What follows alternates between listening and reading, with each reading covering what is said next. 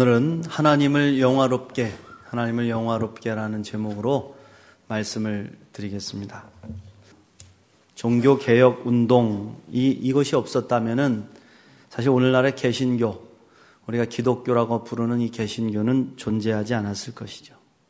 가톨릭 교회의 타락과 불의를 더 이상 따르지 않기로 결단한 깨어있는 신앙인들이 종교개혁의 기치를 높이 들고 목숨을 건 싸움을 통해서 이룩한 개혁운동, 이것이 프로테스탄트 개신교 개혁운동이에요. 프로테스탄트들은 기본적으로 저항하는 사람들이었습니다. 특별히 올해가 루터가 1517년 10월 31일 비텐베르크 성교회 앞에 95개 교회 반박문을 게시하고 개혁운동을 시작한 지 500주년이 되는 해입니다. 그런데 안타깝게도 오늘날의 우리 개신교회의 모습은 루터가 그토록 바라고 이루려고 했던 참된 교회의 모습에서 많이 벗어나 있는 것 같습니다. 루터가 다시 태어나서 이 시대 교회를 바라본다면 아마 반박문을 손에 들고 어떤 교회 앞으로 다시 가 있을지도 모르겠습니다.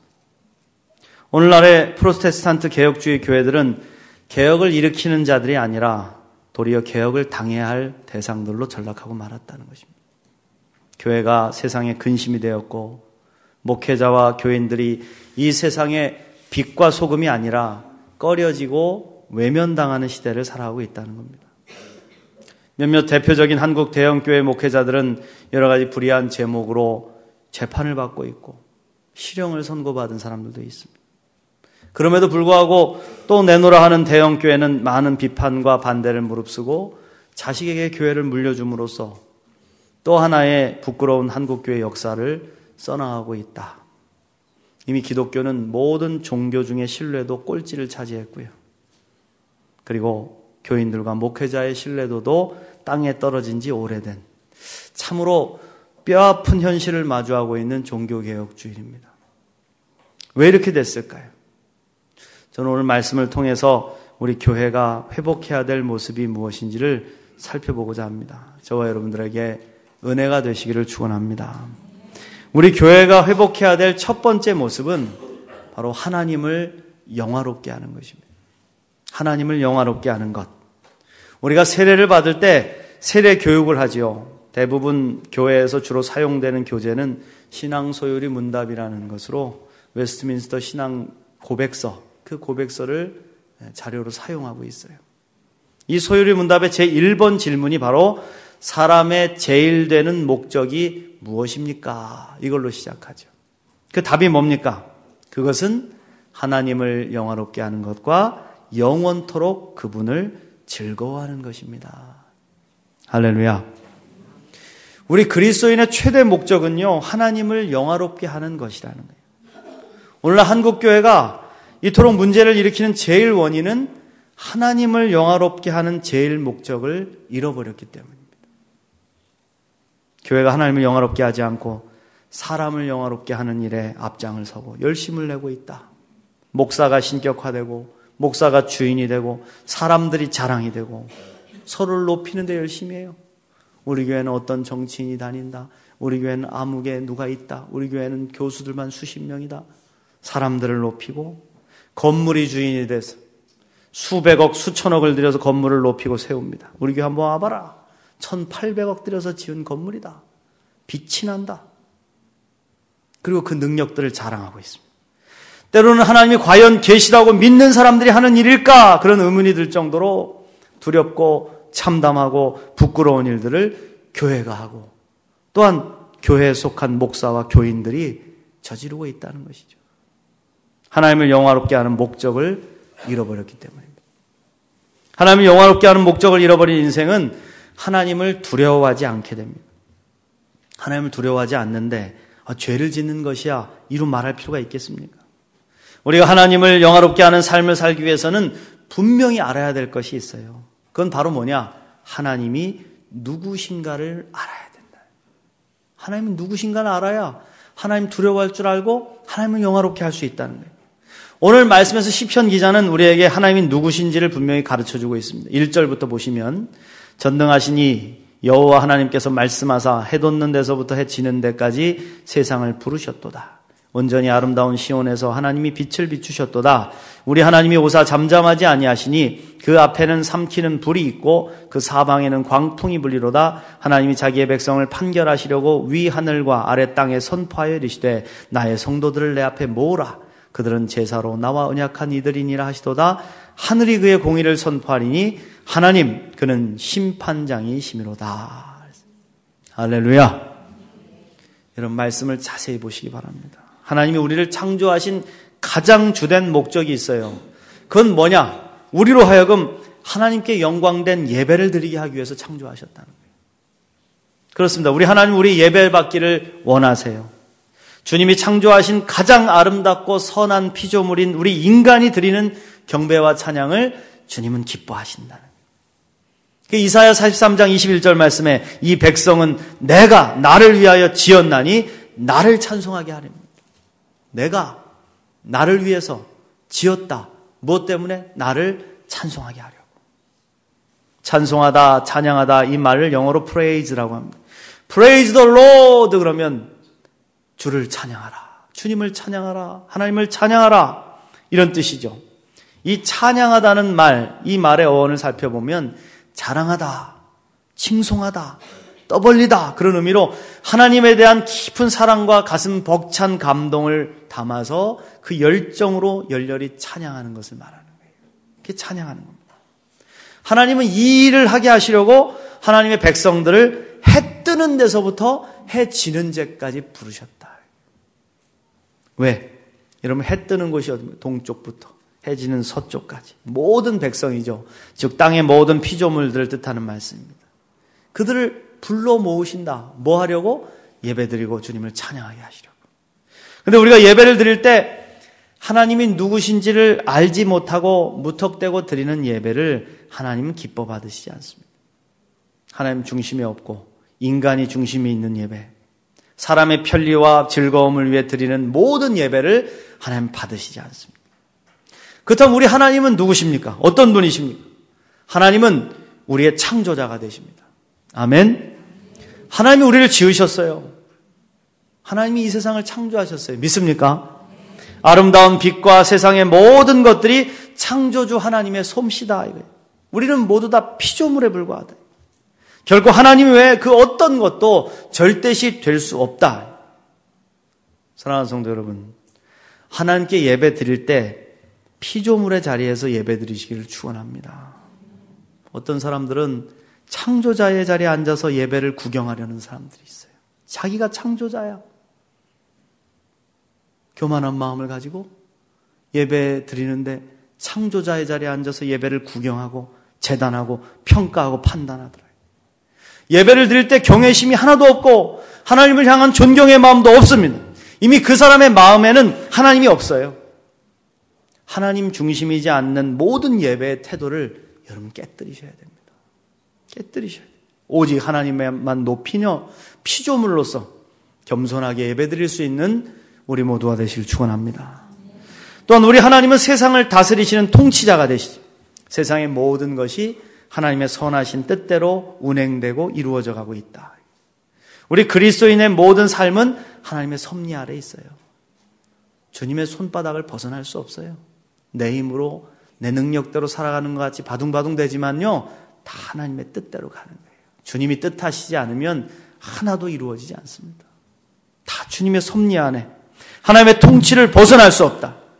하나님 말씀으로 우리를 이끄시고 능력으로 역사하시는 역사의 주관자가 되신다는 거예요.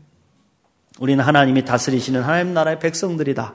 그러므로 하나님의 통치 아래 내가 살아가고 있음을 절대로 잊지 말아야 된다. 그래야 우리가 하나님의 뜻대로 살 수 있는 거예요. 내 뜻이 아닌 하나님의 뜻대로. 또 우리 하나님은 창조하신 세상을 심판하시는 심판주가 되신다. 하나님은 세상을 사랑하시고 그 사랑으로 세상을 창조하셨습니다. 그러나 이 말은 창조자이시기에 심판하실 능력도 있다는 것을 포함하는 거예요. 오늘날 사랑의 하나님에 대해서는 많이 역설하고 있는데 심판의 하나님에 대해서는 잊혀진 지 오래입니다. 사람들이 두려워하지 않아요.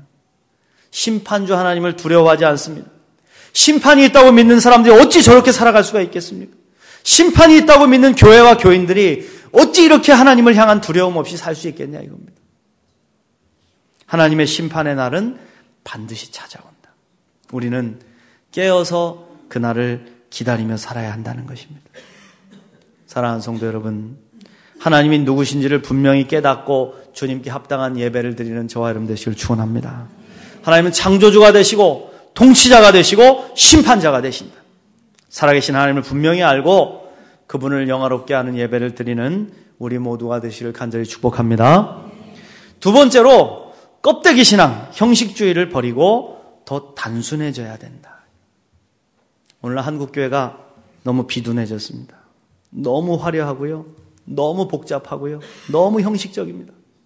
얼마나 많은 예배를 드리고 얼마나 많은 성경 공부를 행하며 얼마나 많은 프로그램들이 이루어지고 있는지 몰라요. 교회도 얼마나 크고 웅장하고 복잡해졌는지요. 예배 드리는 공간 외에도 세미나실, 소예배실, 친교실, 회의실, 심지어는 찜질방과 스포츠 센터와 문화센터까지 갖추고 엄청난 예산과 인적 자원을 투자하고 있습니다. 그래서 이런 모든 것들을 유지시키려고 운영하느냐고 빚을 많이 지고 살아가요. 한국에 있는 은행들이 교회가 내는 이자와 빚, 그것으로 먹고 살지도 몰라요. 건물 짓다가 빚 지고, 그래서 결국은 나중에는 감당하지 못해서 교회가 경매로 넘어가고 팔려지는 일들이 빚이 아주 비일비재합니다, 여러분.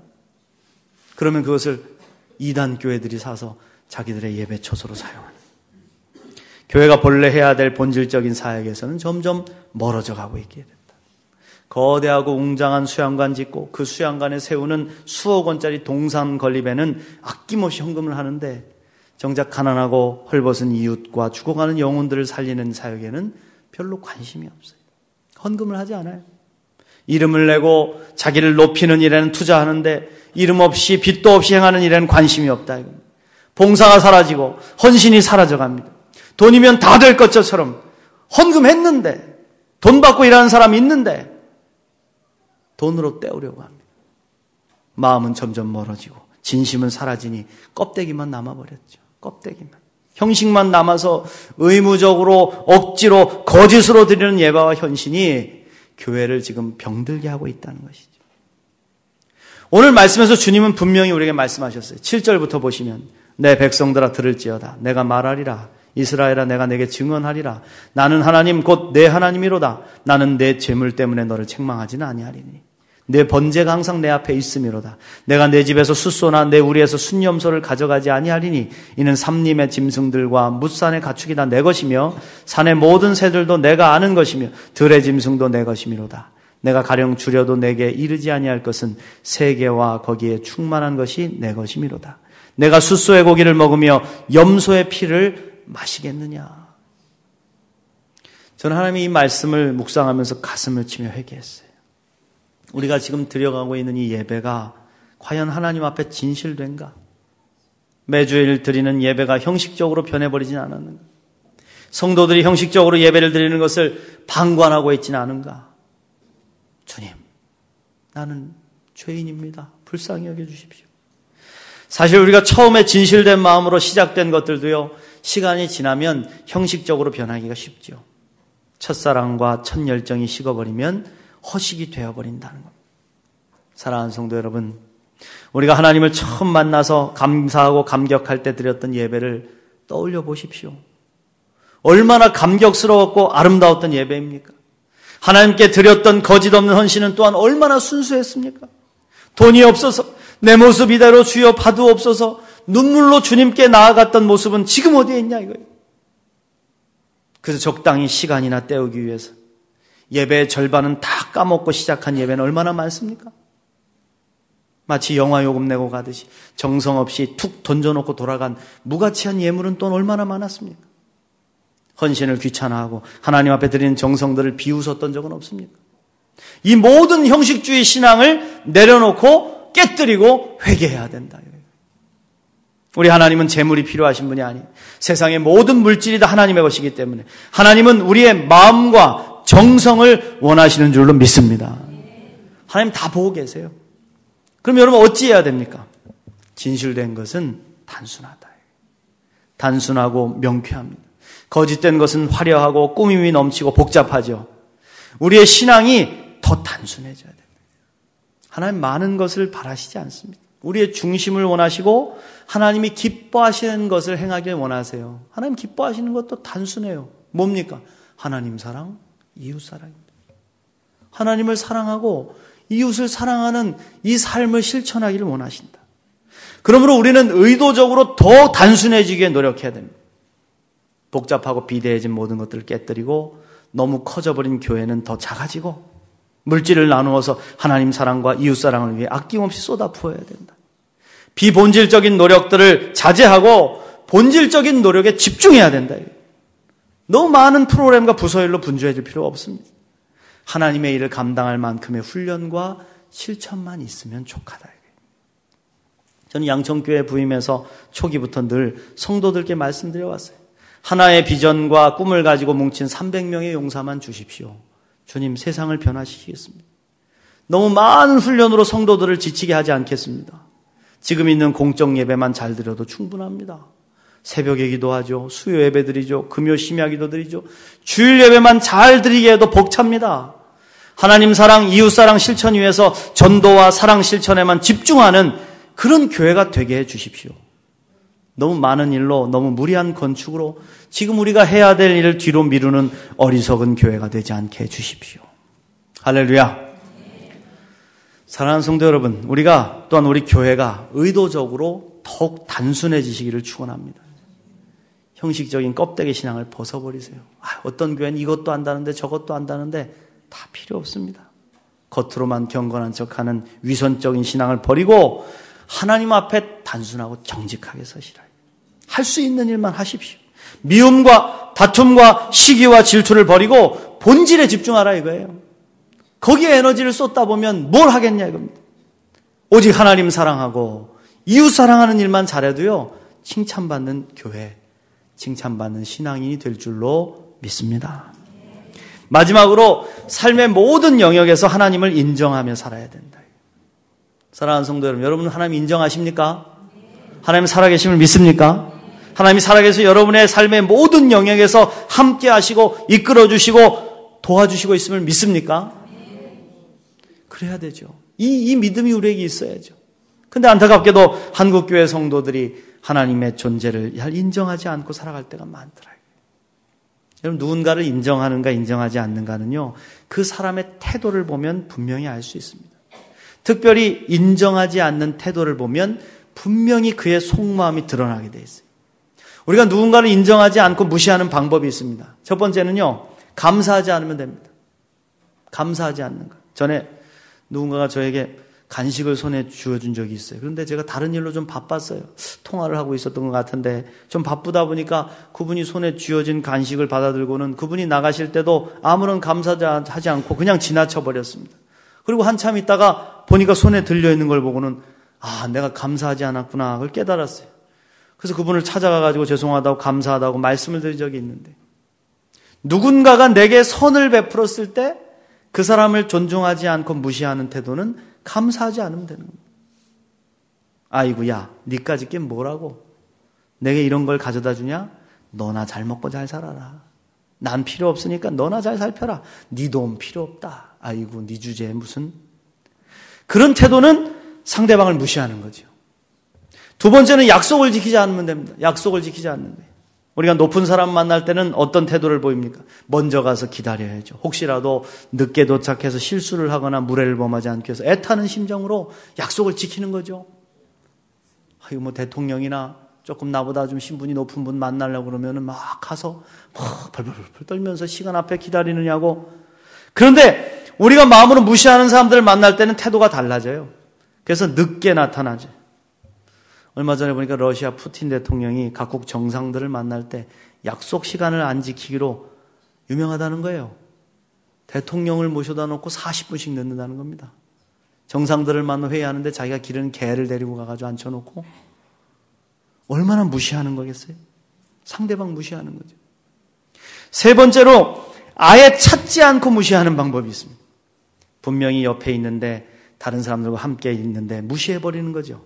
말도 섞지 않고 대꾸도 하지 않고 그냥 무시하고 지나쳐버립니다. 어찌 보면 최고의 무시 방법입니다. 투명인간 취급하는 겁니다. 그런데 우리 그리스도인들이 하나님을 그렇게 취급하고 있다는 거죠. 예수님을 그렇게 투명인간 취급하더라는 겁니다. 감사하지 않습니다. 하나님께서 주신 은혜에 감사하지 않고 자기 잘난 줄 알고 교만하게 살아갑니다. 1년 365일 매일매일의 삶이 사실 감사한 삶이 아니겠어요? 내 생명을 연장시켜 주시는데 그거 하나만 가지고도요 감사의 삶이 아니겠습니까? 근데 감사하지 않아요. 여러분 하루에 얼마나 감사하십니까? 저는 3년 전부터 이걸 좀 해보려고 시도를 하고 있어요. 제 방에는 감사 저금통이 하나 있습니다. 하루에 한 가지씩 내가 감사가 생각날 때마다 그 감사를 고백하고 1,000원이라도 한금을 해보려고 감사 저금통에다가 넣는 것이죠. 그리고 그 모아진 걸 가지고 추수감사절에 큰 감사 헌금으로 주님께 올려드렸어요. 확실하게 내가 감사로 준비하니까 훨씬 정성스러운 헌금을 할 수 있었고요. 그럴수록 감사가 넘치게 될수록 내 삶에 기쁨이 넘치는 것을 경험을 했습니다. 할렐루야. 여러분 감사를 잃어버린 그리스도인들은 그리스도인이 아닙니다. 소리를 내지 않는 종과 같은 거예요. 또한 우리는 하나님과의 약속을 잘 깨뜨립니다. 너무 쉽게 깨뜨려서 뭐라 말씀을 드릴 수도 없습니다. 수많은 예배의 약속들, 기도의 약속들, 마음으로 서원한 약속들을 수시로 깨뜨리고 살아왔습니다. 얼마나 하나님을 무시하는 태도인지 몰라요. 그것뿐입니까? 힘들고 어려워도 하나님을 찾지 않아요. 병이 들어도 가난해져도 고난이 찾아와도 이를 꽉 물고 하나님 앞에 나오질 않아요. 조금만 서운해져도 먼저 주님의 품을 박차고 나가버립니다. 그리고 주님의 마음을 얼마나 아프게 해드리는지 몰라요. 지금도 문 밖에 서서 기다리시며 두드리시는 주님을, 우리 예수님을 투명인간 취급하며 얼마나 무시하고 지나다녔냐 이겁니다. 여러분 영의 눈을 열어서 한번 보세요. 우리의 마음과 신앙의 태도를 보시라는 거예요. 그게 우리의 모습입니다. 하나님을 인정하지 않는 죄인들이죠. 오늘 말씀 14절부터 보시면 하나님이 기뻐하신 의인의 모습이 나옵니다. 우리 한국교회가 회복해야 될 모습이 14절부터 15절 말씀, 자 우리 함께 읽겠습니다. 감사로 하나님께 제사를 드리며 지존하신 이에게 내 소원을 갚으며 환난 날에 나를 부르라. 내가 너를 건지리니 내가 나를 영화롭게 하리로다. 할렐루야. 여러분 그렇습니다. 우린 이 모습을 회복해야 돼요. 감사로 하나님께 예배드리는 모습, 1년 365일 범사에 감사하는 삶을 사는 겁니다. 그게 하나님 살아계심을 믿는 백성이 실천할 가장 귀한 모습이죠.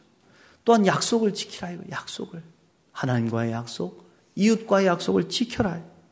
그 약속을 목숨을 걸고 지켜라니. 하나님 앞에서나 사람들 앞에서 거짓말쟁이가 되지 말라. 예배의 약속, 헌신의 약속, 특별한 서원의 약속을 지키십시오. 하나님 기억하고 계신다. 그리고 하나님 찾으라 이거예요. 하나님 찾으라. 하나님 살아계시잖아요. 하나님 살아계심을 믿는다면 찾아야지. 우리가 하나님을 찾아서 환난 날에 부르짖으면 하나님 우리의 고난과 아픔을 다 보고 계셨다가 우리의 부르짖음을 들으시고 반드시 환난에서 건져주실 줄로 믿습니다. 그게 믿음이에요, 여러분. 그때 얻는 승리, 그 은총을 누리며 찬양으로 영광 돌릴 때 우리의 인생이 하나님을 영화롭게 하는 인생이 될 줄 믿습니다. 사랑하는 성도 여러분, 오늘 하나님을 영화롭게 하는 삶의 목적을 회복하시길 축원합니다. 이를 회복해서 하나님을 기쁘시게 하는 신앙인, 하나님의 자랑스러운 교회 공동체가 되시기를 주님의 이름으로 축원드립니다.